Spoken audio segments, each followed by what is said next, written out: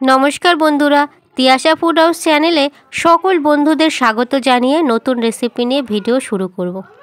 আজকে আমি আপনাদেরকে তৈরি করে দেখাবো পাটিসাপটা পিঠা। আর এই পাটিসাপটা পিঠা তৈরি করব ময়দা দিয়ে। আমরা সাধারণত চালের গুঁড়া দিয়ে পাটিসাপটা তৈরি করে খেয়ে থাকি, কিন্তু আজকে আমি তৈরি করে দেখাবো ময়দা আর সুজি দিয়ে কিভাবে পাটিসাপটা পিঠা বানানো যায়, সেটাই আজকে আমি আপনাদের সঙ্গে শেয়ার করব। আর আজকের ভিডিওটি দেখার পরে যদি আপনাদের ভালো লেগে থাকে একটা লাইক অবশ্যই করবেন।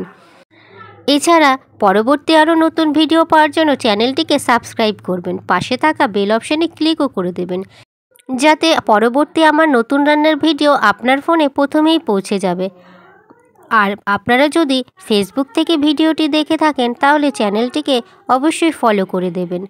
এছাড়া আপনাদের কাছে অনুরোধ রইল আপনারা ভিডিওটি স্কিপ না করে পুরো ভিডিওটি দেখতে থাকুন। পাটিসাপটা পিঠা তৈরির জন্য প্রথমে পুর তৈরি করে নেব। তার জন্য কড়াইতে আমি দিয়ে দেব নারকেল কোড়া।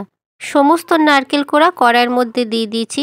এইবারে নারকেলটাকে প্রথমে ভালো করে গরম করে নেব, একটু নেড়ে চেড়ে। এরপর নারকেল যখন হালকা গরম হয়ে যাবে তখনই এর মধ্যে দিয়ে দেব গুড়। গুড় দিয়ে খুব ভালো করে নেড়ে চেড়ে পুর বানিয়ে নেব। এইবারে গুড়টাকে নারকেলের সাথে খুব ভালো করে মিশিয়ে নিচ্ছি। নারকেল আর গুড় যখন খুব ভালোভাবে মিশে যাবে, তারপরে যখন নারকেল আর গুড়ের জলভাবটা শুকিয়ে যাবে তখনই একটা দারুণ পুর তৈরি হয়ে যাবে। পুর তৈরি হয়ে গেছে, এইবারে নামিয়ে নেব। এখন পাটিসাপটা পিঠার জন্য ব্যাটার তৈরি করে নেব। তার জন্য আমি একটা বোলের মধ্যে দিয়ে দিলাম 1 কাপ ময়দা আর হাফ কাপ সুজি। এছাড়া দিচ্ছি পরিমাণ মতন গুড় আর দেব সামান্য একটু লবণ। পাটিসাপটা পিঠা তৈরির জন্য পরিমাণটা খুব ভালো করে লক্ষ্য রাখতে হবে, তাহলেই ঠিকঠাকভাবে পাটিসাপটা পিঠা তৈরি হবে। এখন এই ব্যাটারটি গুলিয়ে নেব দুধ দিয়ে। এখানে উষ্ণ গরম দুধ দিয়ে দিয়েছি। এরকম উষ্ণ গরম দুধ দিয়ে পিঠার জন্য ব্যাটার গুলিয়ে নিতে হবে। আর একটু দুধ দিলাম। এইভাবে অল্প অল্প দুধ দিয়ে ব্যাটারটিকে গুলিয়ে নিতে হবে, তাহলেই ভালোভাবে পিঠা বানানো যাবে আর খুব সুন্দরভাবে উঠেও যাবে পাটিসাপটা পিঠা। ব্যাটারটি গোলানো হয়ে গেছে, আর ঠিক এরকমভাবে ব্যাটারটি বানিয়ে নিতে হবে। এইবারে পাটিসাপটা পিঠা ভেজে নেব। পাটিসাপটা পিঠা বানানোর জন্য প্রথমে ফ্রাইং প্যানের মধ্যে খুব ভালো করে তেল ব্রাশ করে নিলাম। তারপরে 1 হাতা ব্যাটার ফ্রাইং প্যানের ওপরে দিয়ে দিলাম আর একটু ঘুরিয়ে ঘুরিয়ে সমান করে দিলাম। এতে পিঠাটা দেখতে খুব সুন্দর হবে। তাহলে বন্ধুরা, আজকে ঠিক এইভাবে ময়দা আর সুজি দিয়ে পাটিসাপটা পিঠা তৈরি করে নেবেন। পিঠা ভাজার সময় গ্যাসের ফ্লেমটাকে মিডিয়াম টু হাই রেখে দিতে হবে, তাহলে পিঠাগুলো খুব সুন্দরভাবে ভাজা হবে।